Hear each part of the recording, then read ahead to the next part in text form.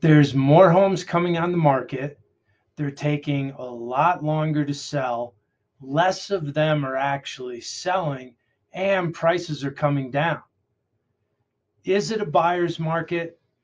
Hi, I'm Sam Wilson with the Sam Wilson Home Selling Team here in Denver, Colorado, with your February market update, which is a review of the January numbers and January 23 versus January 22. So let's have a look, and then we'll decide whether it's a buyer's market or still a seller's market. So first, I highlighted a few numbers on this first chart here. And by the way, this is the Denver Metro Association of Realtors a monthly report. However, a quick change. I usually publish the link to the report so you can see all of it. But now, unfortunately, and I don't know why, they have required membership to access the full report. So I can send it to you though. I have it downloaded. If you'd like to see the full report, every single page, all the charts, just ask me for it and I'm happy to send it to you. I'm not a big fan of them requiring membership all of a sudden, but since I am a member, I'm happy to send it to you. So just ask for it. It's my pleasure. But here's a few numbers. Let's go ahead and look at the total residential market. So this compiles attached single family like condos and townhomes, plus the detached single family like a freestanding house. And a few of the highlights here are that inventory is more than doubled, almost tripled. So there's almost 3 times more homes to look at than there was this time last year. The number of closed homes, so less of them are selling, about a third less of the homes available are actually selling, and it's taking more than twice as long for these homes to sell. So we're up to 46 days on the market, and I'll look at the pricing chart here in a moment, but this is significant. The average sales price is down about 95,000 and the median sales price is down about 80,000 versus this time last year. So the trend continues where prices month over month are decreasing. So let's go have a look at that real quick. And again, this is the total Denver Metro. So I can break this down for you on a neighborhood basis or a city basis. Just ask me for it. So look at this, and let me shrink this. There we go. So check this out. Here's the peak, and this was April of 2022. That was certainly the peak. Interest rates started coming up about April, May of last year, and now we are down 13%. So the pricing trend on the average and median sales prices are down about 13%. So here we go. More homes on the market, taking longer to sell. Less of them are selling, and prices are trending down 13%. So is it a buyer's market? I think so. If there's people hung up on the definition, you can look at the NAR, National Association of Realtor, definition of a buyer's market. It says that there should be about 6 months of inventory. Right now, there's about 2 months of inventory, but I contest that that's an old school definition. It's not appropriate to use the definition from 20 years ago when I started in real estate to today's definition because there's a lot of inventory that doesn't show up on these charts. This is the basically the MLS. They use CoreLogic, but it's the MLS that's reporting this data. And let's face it, folks, not all the sales are showing up in the MLS. The MLS doesn't account for all the off-market sales. So what I mean by that is iBuyers, power buyers, and other off-market sales that are not being reported. By the way, if you want a list of off-market properties, I'm certainly happy to provide that for you. But let me give you one. I just saw anecdotally, I don't have their numbers, but I just watched a webinar about the Atlanta metro market, and the Atlanta metro real estate sales, only 50% of all the sales are showing up in the MLS.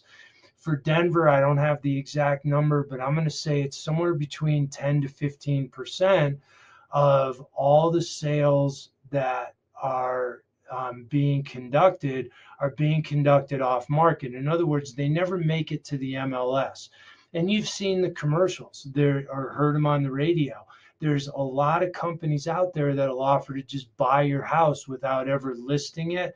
You may see that as, no listing or showing hassles. Well, I can do that for you too, but I have a bigger audience. That's the difference. But let's stick with just what is being reported, because I'm sure the pricing trend would be even more significant if we included the off-market sales, because let's face it, off-market sales are going to be better deals. They are typically going to be at lower prices.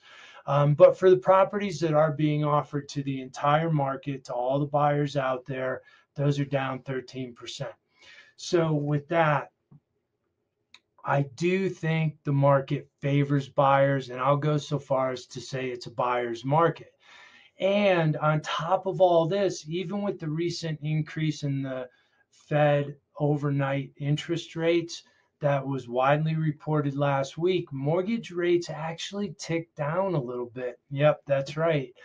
We're seeing mortgage interest rates a little bit below 6% right now.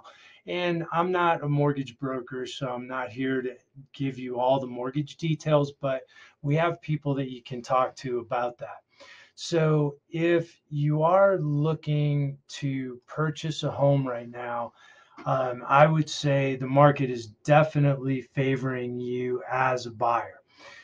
If you're a seller, now's the time, because we're heading into spring. Remember, spring started early the last 3 to 4 years. It started in February and then ran through June. I think it's a little bit delayed this year, more back to normal, where you'll see it March, April, May, June, and into the summer. So if you are a seller, don't hesitate, because it's highly likely that you'll get the best price right now, as there's more buyers coming into the market, there's more demand, and interest rates have crept down a little bit. We don't see any major change heading into the summer. But if you are a seller, again, note that trend of prices coming down since the peak, and maybe take advantage of the best prices right now. So again, if you're thinking about selling, you want to find out how much your home will sell for. Your neighborhood might not be down 13%. Your neighborhood might be up a few bucks. And your home, if it's in great shape, you take great care of it, you've prepared it for sale, which I can give you advice on the best things to do, then you're probably going to get more money than some of the other properties for sale. And if you're a buyer, you can definitely negotiate right now. So what's behind those numbers? Things like make sure that you're doing all your inspections and you're negotiating with the seller for a fair deal to be sure that the property's in good and safe condition for you and your family. You're also going to be able to get your appraisals done. You don't have to waive those anymore. You don't have to buy properties as is. And you can certainly get the seller to make the repairs necessary prior to closing. If the property doesn't appraise for what you're paying for it, that's another negotiation point or a walkaway. So it's all too much to put in a short, 8-10 minute video here, but that's why I'm here. Myself and my team are on call. There's never any pressure, never any obligation to purchase or sell a home. We're just offering good, free advice so that you can make the best decision possible. And of course, if you do decide to move forward, we are the team to help you out.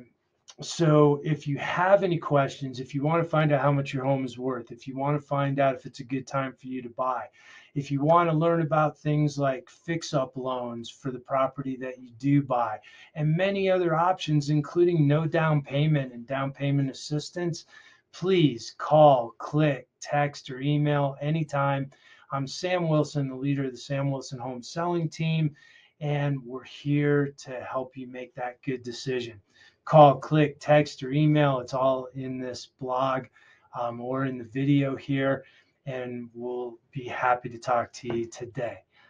Thanks for watching. Have a great weekend or weekday, depending on when you're watching this.